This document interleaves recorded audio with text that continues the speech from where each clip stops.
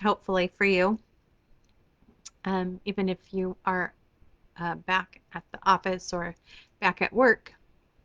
Hopefully, it's more of a bit of a leisurely pace for you. So, this week, I wanted to share with you a little bit about the content that I shared last week in my podcast in part one, The Great Untangling, and then this week's part two of The Great Untangling, which I hope to have published by tomorrow morning. I wanted to get it done today, but some things came up that needed to be taken care of. So that's that. And two, I was thinking, and let me know if you're interested. Around this time of year, it's a really good time to close out um, the year just passed, in this case 2022, and to set an intention for the new year to come. So usually I do like just a small face-to-face group for those people that are interested. So if that sounds like something you're interested in doing on or around the New Year's, reach out and let me know. And I will also, I haven't decided the best day to do it because I know people have things that they're doing, events, maybe traveling or spending time with family. So I wanted to make it available for those people as well. So I was thinking maybe um,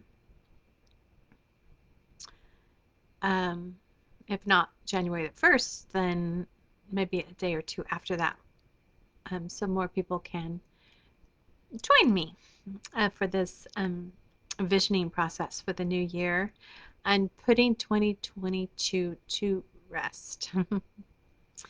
And it's always nice to do it in community, to be seen, to be heard, and to have some accountability and some support. So today I posted a quote by Rumi on my Facebook page. I don't know if you saw it, depending on what venue that you're listening to this on. Um, but it was something like when inner tenderness finds inner hurt, um, pain cracks open the soul. No, pain cracks us open. Ah, the soul emerges. I think that was right. Um, but that quote just emerged today, and it spoke a lot to me because I know from my own spiritual journey and working with people and having friends and family and um, seen patterns of um, dysfunction, whether we're aware of them or not, right? Dysfunction will function whether we're aware of it or not, whether we participated in it or not. So, a lot of the times, these levels of dysfunction are unconscious, they've been normalized. Although they can be very hurtful to our self expression, our sense of self, our self esteem, our self confidence, our ability to create the world and express our fullest potential. So, we have a physical body, and as you know, we also have a non material body, which includes our intellect, our emotions, our thoughts, all the parts of us that you can't see, and then the roots of that, which are um, what I call source. And in yogic texts, they say that we have 5 different sheaths or koshas, and and 3 different levels of consciousness, or 3 different bodies of consciousness. And I won't tell you what, I mean, if you're interested, you can Google it. It's the gross body, the subtle body, and the causal body. And so anyhow, the idea is that the yogis knew that um, we are very dynamic, um, sensitive beings with many layers of knowing and consciousness. And our society has often reduced us down to either the physical or the spiritual, and sometimes made a opposition between the two. Like either you could be, you know, physical, or if you're spiritual, you have to denounce the physical body and all of its ways and desires and that sort of thing. So it's created a kind of conflict and inner war for a lot of people, um, to where they are having to reject part of themselves that is seen as bad or um, not as spiritual or not as highly developed. When the truth is uh, there are many different currents of our being that are coming together that meet at our body, and I call this the matrix of the self. I'm sure other people might call it other things, but it's just a term that allows me to include all the intricacies and layers and contradictions and emotions and thoughts. And a lot of times, all of these energies are in opposition, or they're not working together in cooperation. It really depends on the models that we had energetically, our caretakers who impressed, right? We attune to the people around us naturally. Um, we are social beings, and we attune to the adults around us, especially as we have these maturing nervous systems that need to be grounded. And if the people around us are unregulated emotionally or energetically or spiritually, or physically, right? They might have some ailment or pain that is causing them not to be present. All of this is downloaded into our tiny nervous systems, because we need a model. We need a model of reality and what it means to be us. And we don't ask if that model's dysfunctional or disconnected or in opposition or in conflict. And so a lot of us are walking around unbeknownst to us, with levels of trauma. And I don't mean to minimize or throw this term around. I know it's become a buzzword, but there's lots of symptoms of trauma um, that aren't even identified as trauma.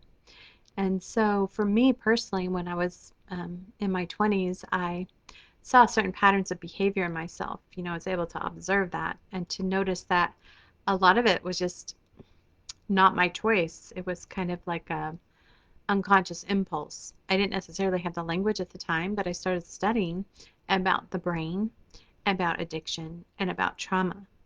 And that's when I first realized, started learning about how the nervous system works and how all the parts of our brain work and what happens when we are um, in fight, flight, or freeze. And those behavior models that become survival mechanisms and coping mechanisms in order to stay safe. So, if you are raised in a family where certain behaviors aren't, or certain ways of acting um, are rejected or ridiculed or labeled as unsafe, um, or a lot of, I should say, all of this is done unconsciously. Most families don't have that vocabulary to even say that. It's just observable through, oh, I act this way and this happens, or I act this way and that happens. And so we download a lot of this unconsciously without being taught about it. And then, um, uh, sadly, many people are not prepared or are unable to fully develop their persona in a healthy way, and keep recycling unproductive, painful patterns in relationships, in work, all across the spectrum of our life. And so I got very interested in the subconscious and unconscious mind, and that's what led me into energy healing and eventually hypnotherapy. And so what I've noticed is that many different fields of study have different vocabularies for the same conditions. And so um, I sometimes kind of refrain from wanting to go into a particular language, like a medical language or a psychological language or a yogic language, because I don't want to alienate anyone or suggest that this work of uncovering our humanity is somehow belonging to a tradition, a religion, or a sect, when actually it's just our nature, it's who we are. So, all of us have a lot of help constructing our perceptions through social conditioning. And our perception is not only of the world, but it's our place in it and who we are. And a lot of times, as I've discovered, as my self perception um, isn't always accurate. Not that there's like some objective person out there saying this is accurate and then this is not accurate. But as far as certain parts of my personality that were allowed to fully flourish, and then of course many parts of my personality weren't allowed to flourish because um, the people around me didn't have the emotional, intellectual, or social resources to support me in doing this. And so this invisible world, the psychological, emotional, intellectual world is invisible, but it's so powerful because it shapes this energy, shapes um, our relationship to ourselves and our bodies and how they function, our mind and our soul or our heart or whatever you want to call this.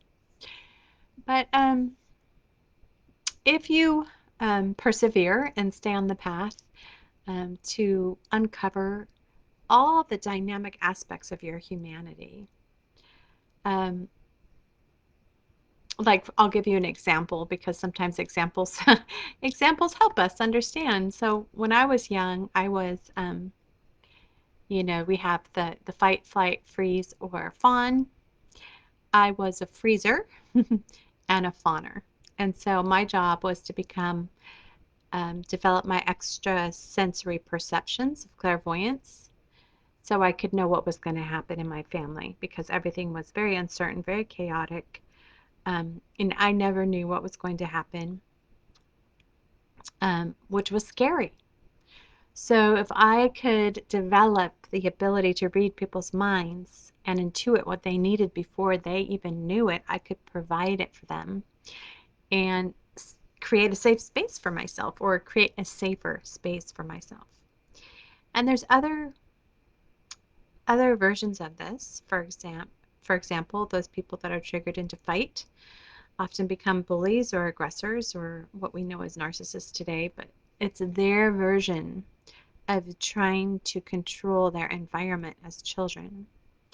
And then if that is the coping mechanism that your like fundamental development occurred in, of course you're going to be stuck in that prison as an adult, unbeknownst to you, unless you start to wake up and unless you start to realize, hey, maybe this isn't really a real productive way of being, and it's not really helping me get my needs met. It might have kept me safe when I was a child, under the conditions that I was in, but it's really not fulfilling or helpful to me today. So once we know this, right, we can use that coping mechanism and we can um, begin to unwind it or untangle it. Hence my title, The Great Untangling. And for me, I began to do this through, I began to create new options for myself through meditation and doing yoga and writing and my love of philosophy and the study of the self and how it's constructed. Um, and so I was able to take these survival mechanisms and then build them out so that they can serve now as my superpowers. So what was once a survival mechanism now becomes a thriving mechanism. So um, this happens on many different levels, and unfortunately, what happens a lot is when we talk about trauma, at least what I've discovered is, first of all, trauma has become a buzzword, and there's many different types of levels of trauma and types of trauma, and many people suffer from complex trauma, which creates complex PTSD. And so, and all these threads are like roots of the personality that are created in defense, like our bodies are so helpful. But they also take away our ability to be present and to be at choice.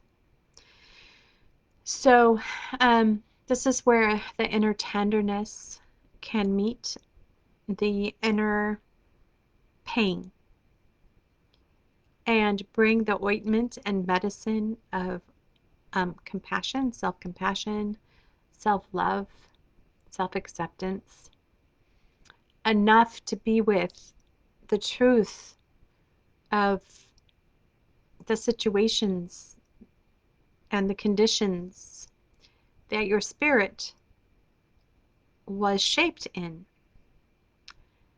And then to be able to see it with a level of objectivity and a level of freedom outside of this little constructed identity that we were kind of, many people, unless they have highly evolved caretakers, were were forced to make in order to survive the emotional um, conditions that are often unconscious. None of this is conscious. It's part and parcel, unfortunately, of a large part of our culture.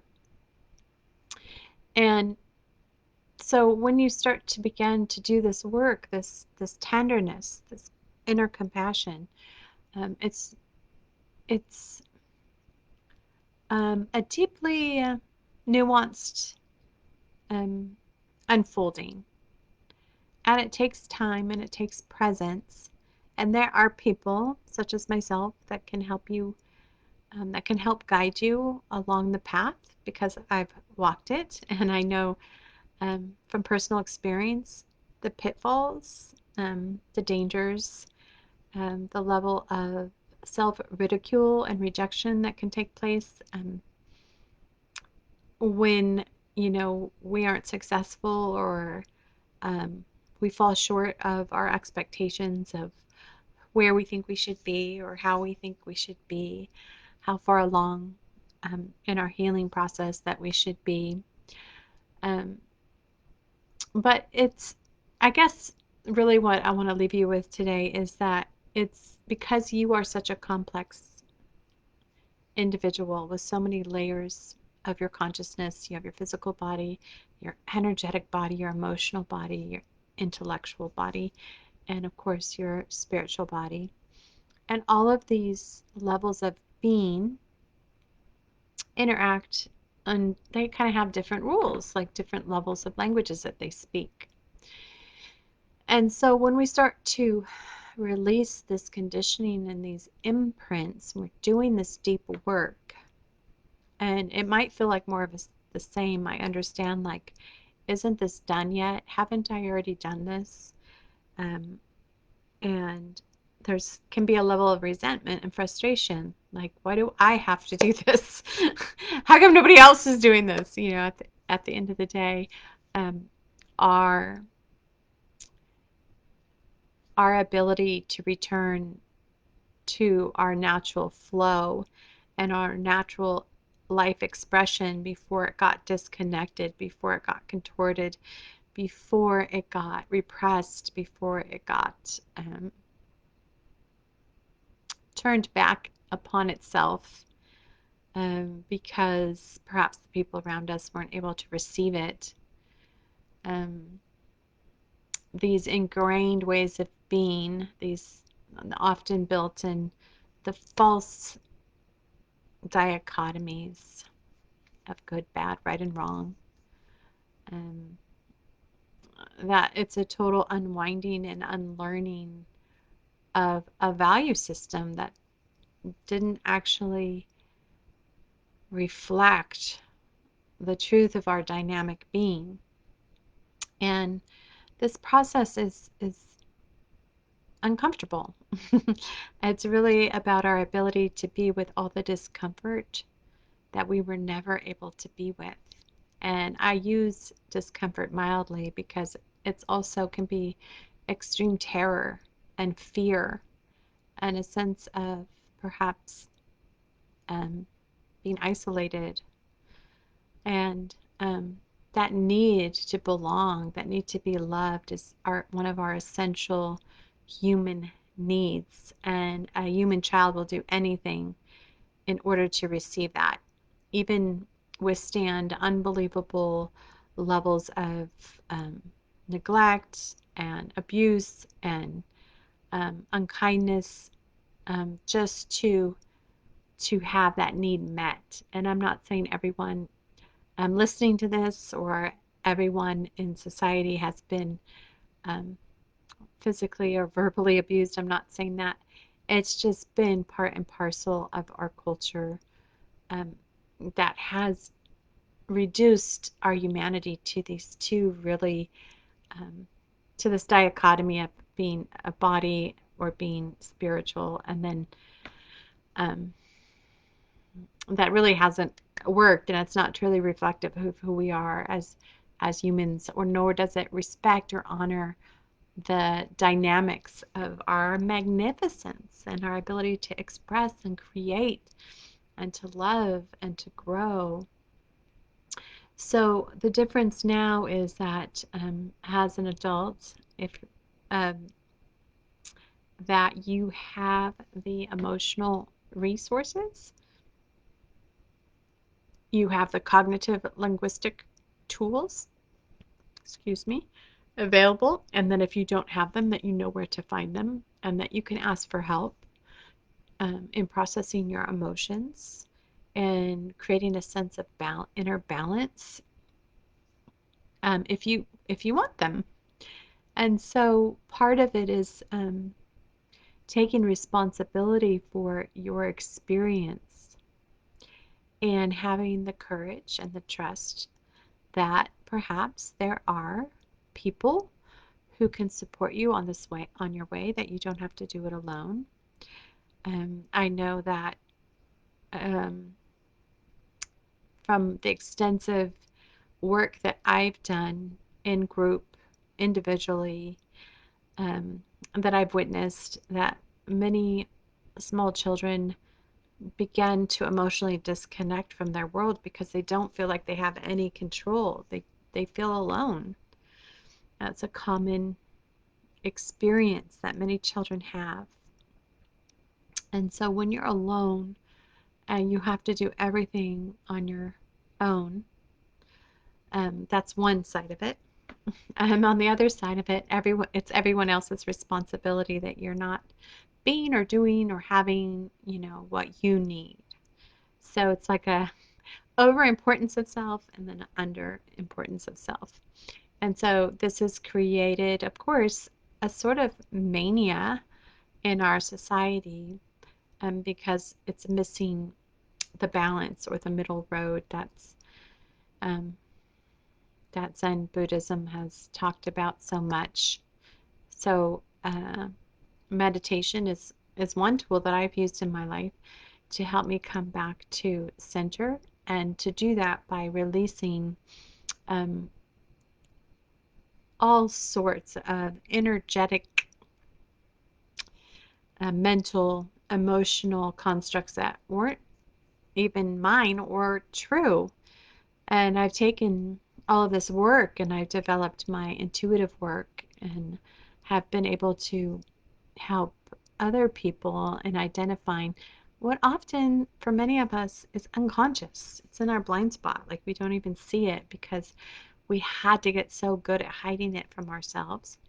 Plus, if you know how the nervous system works, right, when we're in the fight, flight, freeze, or fawn, um, that our prefrontal cortex gets disconnected, and that's the logical part that helps us logically explain things and understand things through language.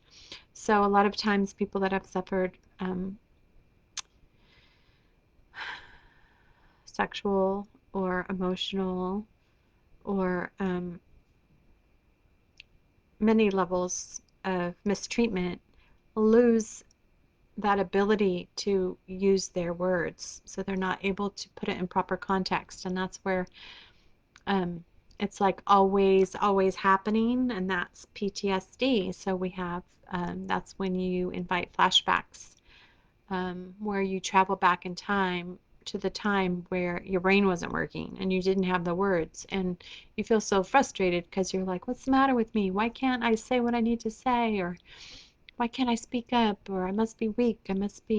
Um, I must be powerless. And then so why I'm telling you this is because it's so subtle and it's so dynamic, the different levels um, of trauma and how it affects the nervous system and how it affects our emotions and our self-image and our energy body. Um, that can be debilitating in many ways. And so, um, a lot of us, and I know for me, I was taught that, you can control your thoughts and then you can do anything. But what I wasn't told, and this was by a spiritual community, right? Change your thoughts, change your thinking. But what I wasn't told was that it's not my thoughts, right, that need changing, because it's actually the energetic and emotional imprints that are attached to them that require healing. And so that's like a reconnection to the self and the nervous system and the intelligence of the body that's always trying to be expressed, um, until it's unable, right? We have our wires get crossed and we have some sort of disconnection and communication in our body, because of some, shocking or scary incident. And as children, our safety is so dependent on our caregivers, our sense of well-being, our sense of safety, our sense of feeling safe in our body, even enough to express our emotions and our fears, and then to be able to verbalize that. And sometimes that's difficult because we're in families where, our emotions might upset our parents because they're overwhelmed and they don't have the capacity to hold it for us. So we didn't learn the capacity to hold it for ourselves. So I think I'm going to stop there, for now. And I just wanted to come and share a couple ideas with you. Hey, Robert, how's it going? Yes, traumatic trauma, all of that. And it's often underrated and unidentified, and so many people suffer from cognitive disassociation, um, because of situations that they weren't able to process. They didn't have the tools to process it. The people around them didn't have the tools to help them process it. And if you don't move that out, if you don't have a way to express it and make sense of it, then it gets stuck in your body. It gets stuck in your unconscious mind. And then you wonder, why do I keep attracting people like this? Why do I keep attracting mean bosses? Why do Because your nervous system is trying to work it out. So you are an incredible creative being, and you will continue to reproduce the situation in order to resolve it. At least that's what the nervous system is trying to do for you, because it loves you and it wants to help you. But if you're not conscious of it, you just keep getting re-traumatized over and over and over again, wondering, what is the matter with me? When really it's what happened to me, what happened to you. And um, I am an integrative awareness coach because I specialize in helping people become aware of the patterns in their consciousness that they've been avoiding, that they've been hiding from.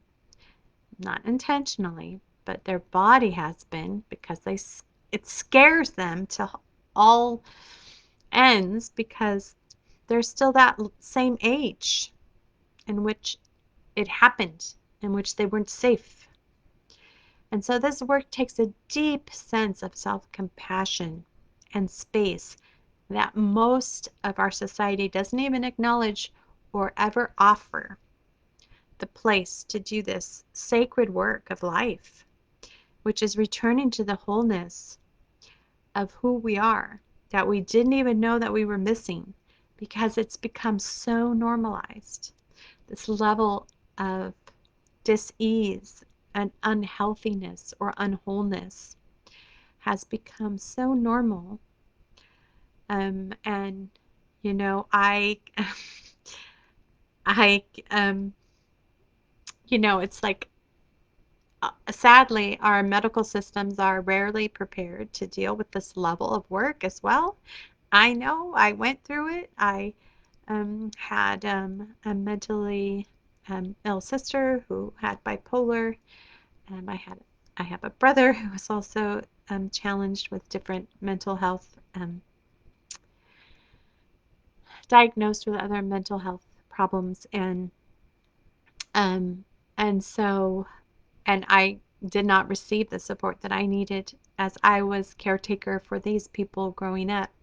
So I got a huge lesson from my own personal experience about uh, mental the mental health um, system, hospitals, medicine, medication, and then the inability to really address and look at the dysfunction that's underneath it causing the symptoms. And talk therapy is very helpful, but it can also only go so far because these patterns are not logical. They're lodged in your body. They're lodged in the intelligence of your bones and your flesh and your nervous system, and they're unconscious, and you can't talk about things that you don't know that are there. And so, talk therapy, people have gone for 30 years and still haven't made much or any progress, um, until they start getting underneath the energetic systems um, that keep them in place. So that's what this week's podcast, The Great Untangling Part 2, is really about. I started last week, and this is going to be the second half because it got a little bit longer than I would have imagined. But this is a dense topic, and so it takes a little bit of care and subtlety when discussing it.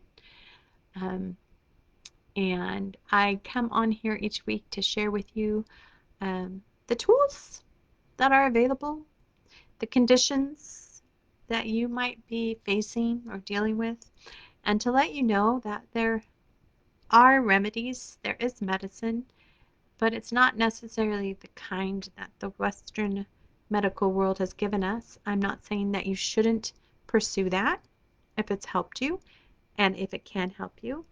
And it is a heavy topic. You're right, Robert, but it's also at the root of many, many families. And that produces the individuals. And the individuals that are walking around with this level of trauma that has been stopping them from living at the level of happiness and joy and freedom and self-expression and self-confidence and self-esteem that you deserve. So that's why a lot of people don't want to talk about it, right? Or they say, well, that didn't affect me. My childhood was fine. My parents were a little, you know, authoritative. But once you sit down and you start looking at the conditions of your life, because the conditions of your life are a reflection of what you have inside of you. So if you are hitting a wall in your relationships, if you're hitting a wall in your finances, in your career. There's a reason. And it's life trying to wake you up to resolve all the unresolved pain that's blocking your way. It's not like you just get to like step over it because it's in the past. It's in your body. It's not in the past. Just because you didn't feel it or talk about it or acknowledge it doesn't mean that it ever went away. It's there and it's waiting for you because life will not be denied. Life will not be ignored. Even the uncomfortable parts, right? We live in a society that wants to focus on only a certain level of reality, and that creates a huge shadow that's affecting the mental and emotional health of many, many people in this country and in the world, let's just say. So I'm an advocate for finding tools that work for mental and emotional health and well-being, for a spiritual freedom and liberation. And it's not just something nice to talk about, like, oh, that sounds like a really nice ideal that happens, for people that go and chant in a monastery for 20 years. It's I was going down that path, right? I thought, well, if only I go and meditate for um, you know, 30 days or 10 days or whatever, and that I will be able to break through. And it did help. I'm telling you, meditation is one of the most powerful things that I've done in my life. It helped me a lot. It helped me really expand my consciousness and my self-awareness of my own patterns. And then I was able to go get the tools, the knowledge, and the wisdom and the support that I needed. And you deserve that too. So it is accessible, but there are people that still aren't getting the help that they need because they don't even realize that it's them, that they're the ones that are stopping themselves from living the life that they want. And it's scary, it's scary to ask for help. And it's scary to feel all those feelings. It's like that's the terror of overwhelm when you're a child. When there's too much going on, especially if you're a super sensitive person, like I am, like I'm a super sensitive empath. And so I feel everything, right? I felt everything in my family. And not only did I feel everything in my family, I felt personally responsible for it, right? It's all because of me that they're feeling this way. And if only I could say the right things or do the right things, then everyone would be happy. But I constantly failed because that wasn't my job. And where does a little kid get in their head that that's their job as a human being? And the burden that person, me in this case, carried for a long time, um, until I realized I was even doing it. So these things are so innate to us, we don't even know that we're doing them because it's just who we always remember ourselves being. So, anyhow, I'm going to have out part 2 to the Great Untangling tomorrow. And so if you haven't caught part 1, go ahead and check it out. I think it was 93, episode 93. And tomorrow I'll have out episode 94, part 2. And if you'd like to find out more about the work that I'm doing, um, you can private message me or you can check out my website, www.com. Oh, sorry. Yeah, www. Sorry, I'm having a brain problem. www.mindheart-space.com.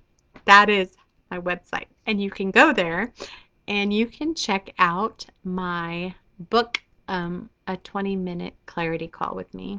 So you can find out how I might be able to support you for this new year, 2023, and get you going to where you imagine, where you dream, what you desire, what you would like be super excited to experience this next year. So, with that being said, Thanks for stopping by. Good to see you as always. Until next time, please remember what a valuable treasure you are. And let's see. I just was seeing if I'm going to be on before New Year's. No, I'm not. So I want to wish you a very happy New Year's Eve, and I will keep you posted about the New Year's visioning process if you're interested in attending.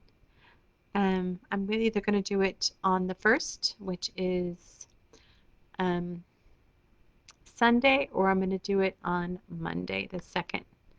So let me know your vote, okay? All right.